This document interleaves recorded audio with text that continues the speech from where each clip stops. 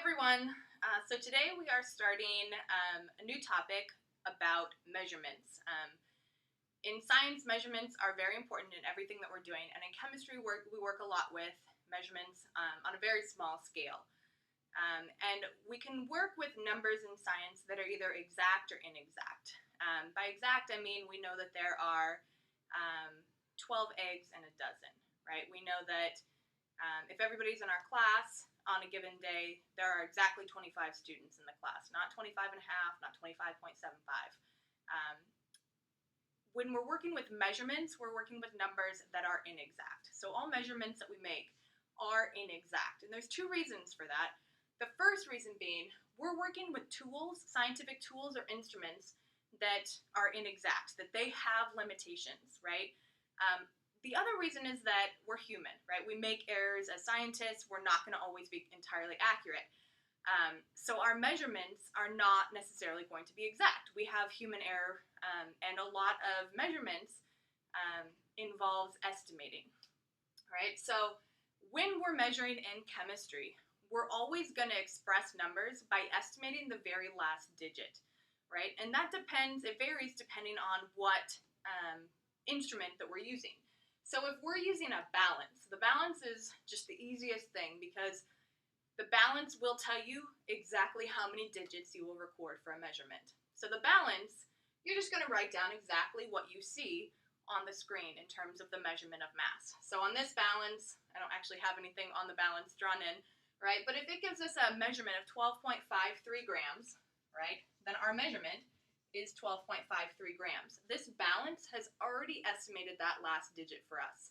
It has already estimated the 3, all right? So the digital balance does that for us.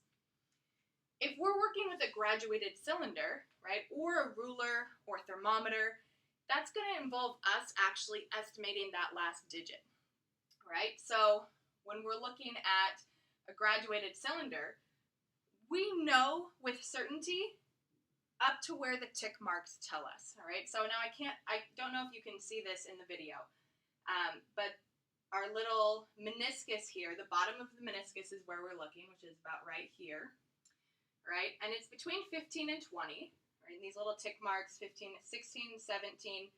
It's a little bit lower than 18, right? So we know it's at least 17. We know it's between 17 and 18, all right?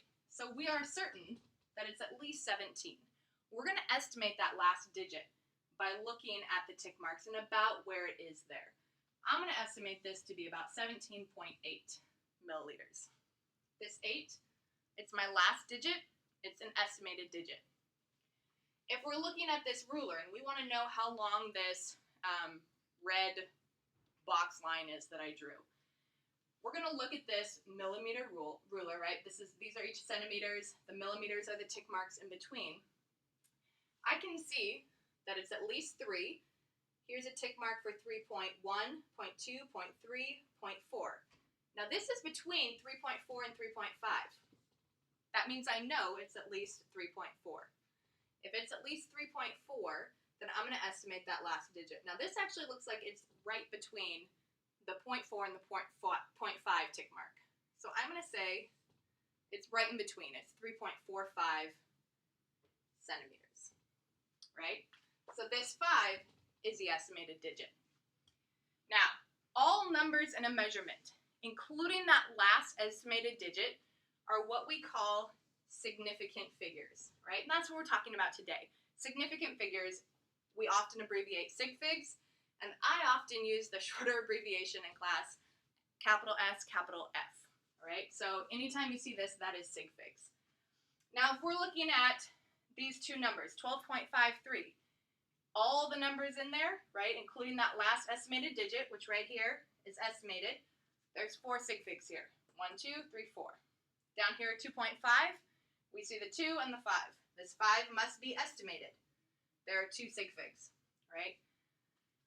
In general, the more sig figs that a number has, the greater the certainty that's understood. So the more sig figs that we're using, and especially the more decimal places that we're using, the more precise that we assume that measurement is. In chemistry, in dealing with such small scale molecules and small scale measurements, we want to be as certain as possible. So we want to use tools that will allow us to be as certain as possible. Now, there are rules for calculating or for figuring out how many sig figs a number has. We're going to take a look at those rules right now. These can be a little challenging and it will take some memorization, but here the rules are. The first one is not bad. The first one, non-zero numbers are always significant. So if you see a number that is not a zero, it's significant. 543, 543. Those are not zeros. That means all of them are significant. There's 3 sig figs here. 21, neither of them are zeros. There's 2 sig figs there. The 2 and the 1 are significant. The second rule gets to be just a little bit more challenging, but not bad. Zeros between non-zero significant figures are significant, okay? Here we have 202. This 0 is between 2 2's. Both of those 2's we know they're non-zero, so they're significant. That means this 0 between them is sandwiched. That makes it significant. So 202, there's 3 sig figs. 5002, same thing. These zeros are sandwiched between a 5 and a 2. Both of these are non-zero sig figs, so they are significant. 1, 2, 3, 4 sig figs, right? This is the first rule dealing with zeros, right? The next 2 are also dealing with zeros. They can be a little bit more challenging, so let's look. Zeros at the beginning of a number are never significant. That's because we call them placeholders, right? They're not significant, they're just holding the place for the number. So 0.00523. This 0 is at the beginning of the number, not significant. This 0 is at the beginning, not significant. Also at the beginning of the number, not significant. That means that the 5, the 2, and the 3 are the only significant digits here. There are 3 sig figs, right? So this rule, zeros at the beginning of a number are never significant. Now the next one deals with zeros at the end of a number. These can be or cannot be significant. They are significant if the number has a decimal point. If there's a decimal point, then the zeros at the end are significant, okay? So here, 8,000, there is no decimal place. That means that these 3 zeros are not significant. There's only 1 sig fig, the 8. Over here, 8,000 with a decimal point. Now there's a decimal point. That means all of these zeros are significant. They're at the end of the number, and there's a decimal point. They're significant. We also know that 8 is significant, 4 sig figs. The last one, 8,000.0. These may look like they're the same number, right? They're all 8,000. They all have the same value, but they're expressing certainty and precision in a different way. Here, we now have a 0 after the decimal place. These zeros at the end of the number, when there's a decimal place, are all significant. That means 1, 2, 3, 4. All 4 zeros are significant. We also know the 8 is significant. That means there's 5 sig figs, all right? They are the same value, each of these 8,000s, but this one is far more precise, more certainty, right? We have more certainty with this measurement because there are 5 sig figs, okay? Now, often we use scientific notation. We just learned about scientific notation, right? We learned how to write numbers in scientific notation. We will often use this to write numbers with correct sig figs. So we're not just using scientific notation to write large numbers smaller, or write very small numbers a little bit bigger so that we can manage them. We also use scientific notation to show correct sig figs. All right, so here, 8 times 10 to the third, that has 1 sig fig. That's how we would write 8,000, right? There's only 1 sig fig in 8,000. So we would write it as 8 times 10 to the third, right? 8,000 with a decimal point. We see that it has 4 sig figs. That means we need to write it in a way that has 4 sig figs. 8.000. These zeros are at the end of the number. with a decimal place. They're significant. So this shows our 4 sig figs that we want to show. Over here, where we have the 0.0 at the end, we need to show 5 sig figs. So our scientific notation will show 4 significant zeros, because there's a decimal place, and our 8 times 10 to the third, 5 sig figs. All right? Notice that the 10 to the third is never involved in our sig fig calculation, right? That's just our base and our exponent. We don't use that for sig fig calculation. Now the last rule is a great rule. We're wrapping this all up easily. Counting numbers and defined constants have infinite sig figs. All right, so they are exact numbers, right? We're talking about exact and inexact. These are exact numbers. 5 students, that's a counting number. We know that if you have 5 students, you don't have 5.5 or 4.5, right? You have 5. That's an exact number, and they have infinite sig figs. 12 eggs in 1 dozen, same thing.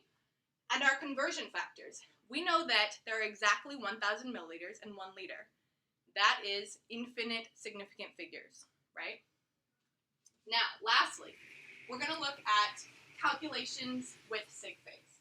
Because remember that the important thing here is that we are being precise in chemistry, but we can't represent our calculations as more precise than our tool that we're using to measure. All right, so if we're using a tool to measure that is not very precise and it only gives us a value with 3 sig figs, we cannot give an answer that has 4 sig figs, right? So we need to show that we are never more precise in our calculations than our least precise measurement. So, for multiplying and dividing, the rules are different than for adding and subtracting. There's my phone ringing. For multiplying and dividing, your answer should have the same number of sig figs as the least certain or least precise measurement. All right? That means the number with the least number of sig figs. All right? That's the least precise measurement. Got some people looking in the window back there. All right. So, right here, if we're doing 12.53 grams divided by 2.41 milliliters, we have 4 sig figs on top, 3 sig figs on bottom. Our answer cannot have more than 3 sig figs. It should have exactly 3 sig figs, right? Because that's the least number of sig figs. When we divide, we get 5.19917. Way too many sig figs. So we need to make this have 3 sig figs, right? So we know here's 1 and here's 2. We can't just make this 5.19, right? Because we need to follow some rounding rules that you've learned in math. This 9 tells us that we're going to round this 9 up, right? If this is greater than 5, that means we round this third significant figure up. Rounding this up also rounds the 1 up, right? So we actually get 5.20 grams per milliliter, 3 sig figs. That 0 is at the end after a decimal, so there's 3 sig figs. For adding and subtracting, your answer should have the same number of decimal places. We're not looking at sig figs for adding and subtracting, we're specifically looking at decimal places. Same number of sig figs, or decimal places, sorry, as the least precise number. For adding and subtracting, that means the number with the fewest decimal places. Alright, so 11 plus 8.1 grams gives us 19.42 grams. But 11.32 only has 2 decimal places. 8.1 only has 1 decimal place. That means our answer is only going to have 1 decimal place, right? So 19.42, we can count the 19, and the 1 decimal place will be 4, all right? 19.4 grams, that has 1 decimal place.